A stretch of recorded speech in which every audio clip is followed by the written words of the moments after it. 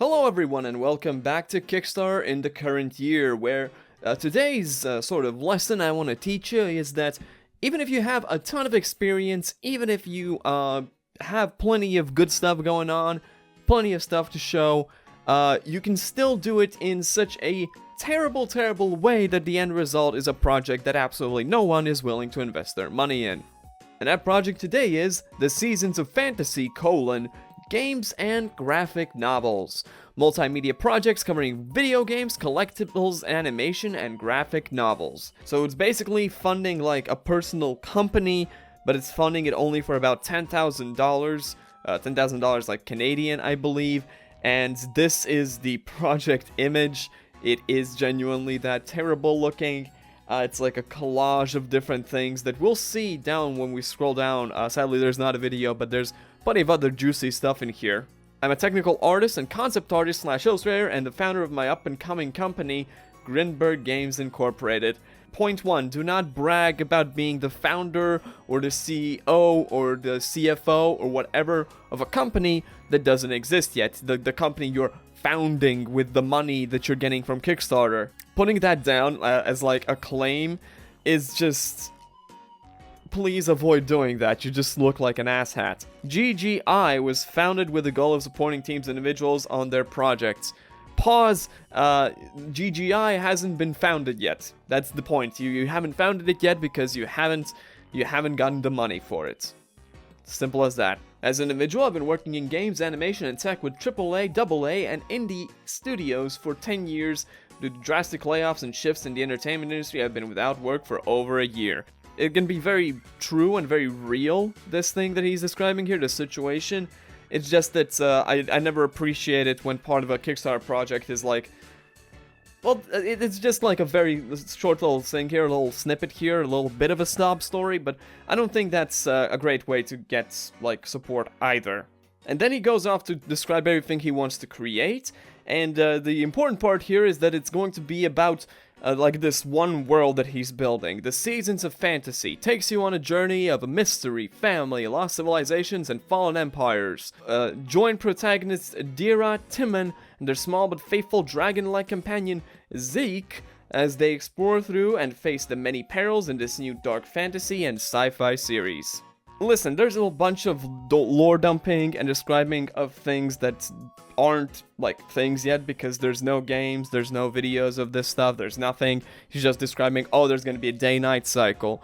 Oh, there's gonna be NPC encounters that matter and change your life forever. You know, that can all well and be true, but you have nothing to show for it yet, so it's kind of pointless to start describing something that doesn't even start to exist yet. What does exist is a bunch of art stuff. He has a portfolio on ArtStation and a bunch of art just dumped pretty carelessly down here. A bunch of art that has pretty clearly nothing to do really with his current project. Like, looking into it, I'm pretty sure some of it is like maps or whatever from Fortnite and other such things. I'm sure some people will look at a lot of the artwork down here and have the same thought that I immediately had, which is, oh, is this AI?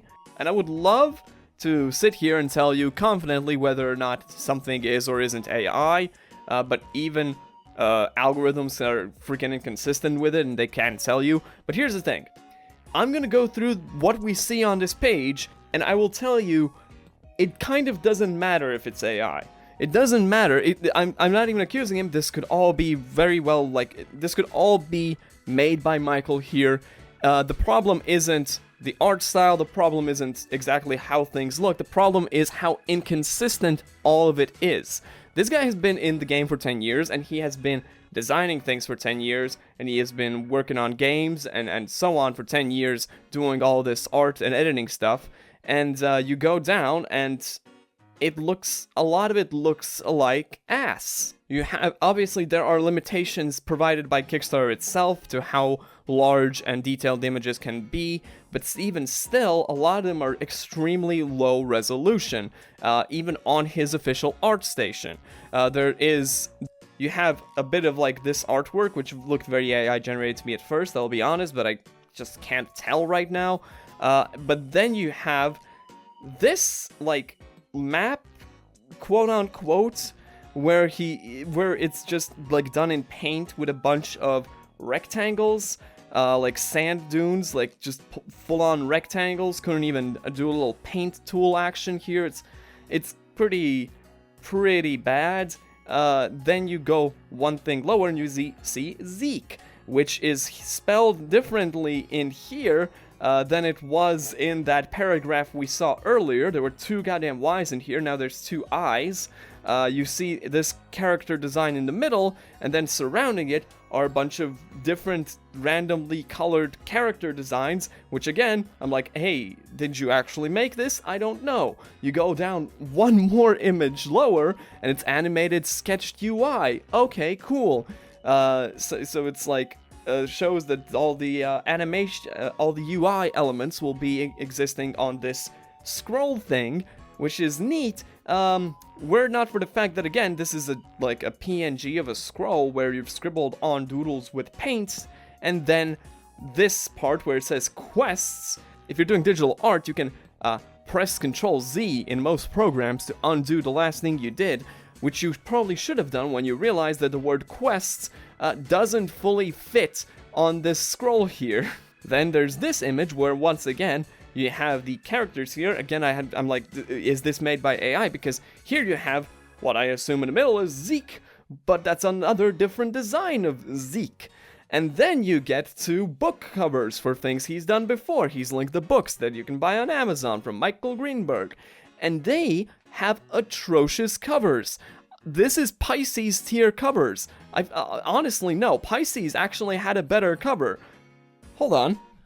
This is the cover to Master Pisces Fish book, right? And you can look at it and be like, wow, that's a silly cover. Look at that silly fish. Look at the font choice, and look at how all his letters in his name are lowercase. Sure, but you know what? All of it is perfectly readable and perfectly legible. You have black text on blue background, black text on a very pale blue background. And now compare that to Michael Greenberg's book covers, where you have yellow text with no drop shadow over this image, overlaid, I don't know what the hell this carnival thing is, slightly leaking into this bottom image of like this plant monster with orange text with no drop shadow over that, which is at points completely illegible. And you go down and it gets worse, where you have whatever the hell this is, coding for anything.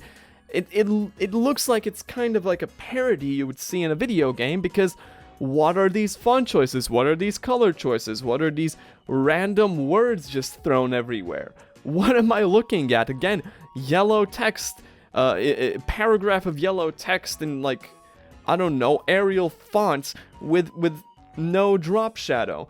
You get the third book, and this one has drop shadow on it, and it's legible, and it's fine. I mean, it's not great, it doesn't look amazing, but it's completely readable.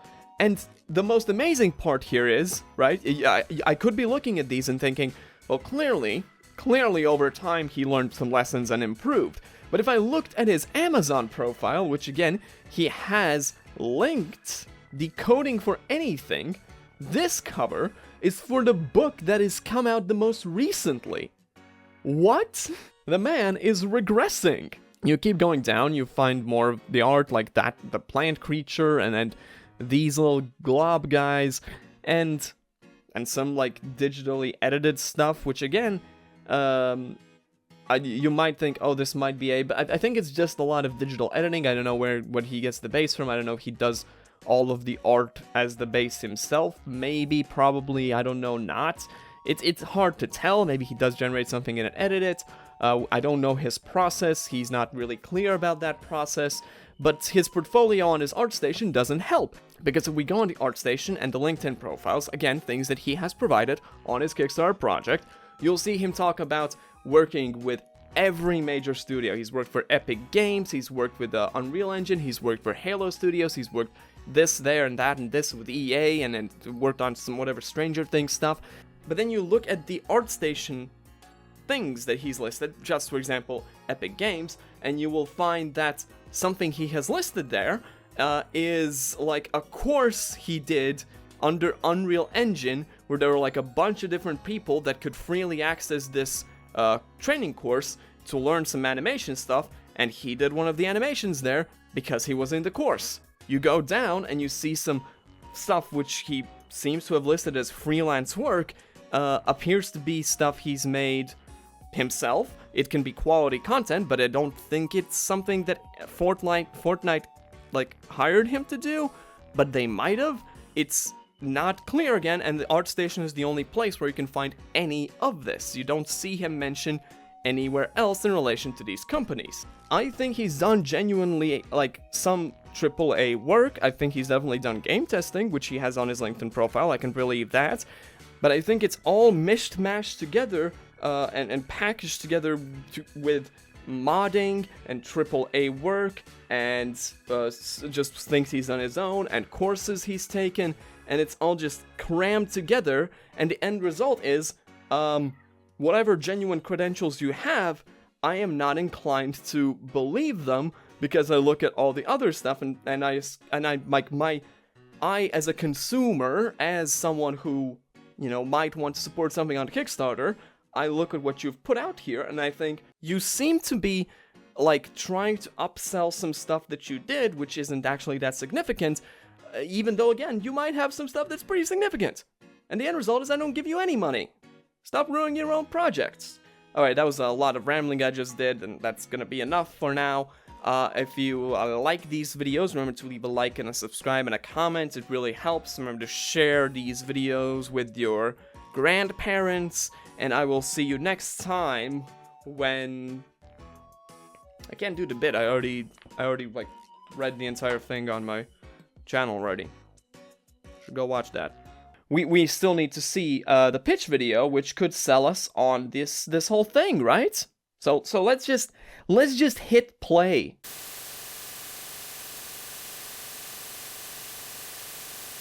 I haven't altered the sound. You can probably... I don't even think I need to add the sound.